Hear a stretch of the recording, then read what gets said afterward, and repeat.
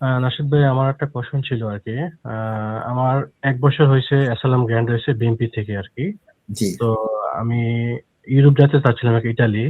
তো অনেকে বলতেছে যে ইটালি থেকে ইউরোপ থেকে ব্যাক করে লন্ডন আসার সময় নাকি অনেক কোশ্চেন করে, অনেক সমস্যা করে যারা বিএনপি থেকে গ্র্যান্ড হয়েছে। তো কোনো সমস্যা হবে কিনা যদি যাই, যদি একটু বলতেন প্লিজ। না, আমি এটা ঠিক বিশ্বাস করি না। এটা যেটা হচ্ছে এই প্রোফাইলিং বলে, আপনি একটু বুঝতে হবে কিভাবে হয়।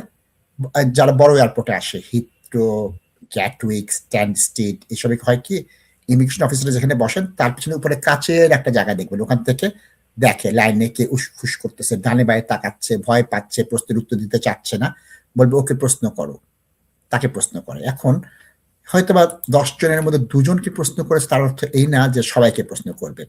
এবং অনেক সময় দেখা যায় যখন ভারতীয় কোনো বংশোদ্ভূত ইমিগ্রেশন অফিসার থাকে, তারা এই ধরনের প্রশ্নগুলো করে, কারণ তাদের জব 100 জনের 10জনকে তাদের প্রশ্ন করতে হবে। প্রশ্ন করে একজন ভুয়া বা অবৈধ যেভাবে যারা আছেন তাদেরকে তাদের ধরতে হবে। এটা তো চাকরি, এটার তাদের ডে টু ডে জব।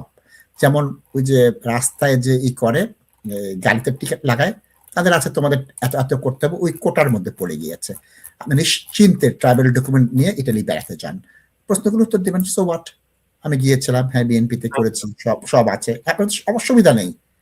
সুতরাং এটাই ভয় পাওয়ার কিচ্ছু নেই, জীবন বিপন্ন হবে না। আপনার বিএনপিতে পেয়েছেন, হক হারালেতে পেয়েছেন, কাগজপত্র দিয়ে পেয়েছেন, সুতরাং মনের বল রাখেন, ঘুরে আসেন, বিশ্ব ঘুরে আসেন, ইটালি, সুইজারল্যান্ড, জার্মানি, নেদারল্যান্ড, যেখানে চান ঘুরে আসেন, প্রশ্ন তুলে সঠিক জবাব দেন, কোনো অসুবিধা হবে না দর্শক, নিশ্চয়তা দিচ্ছি।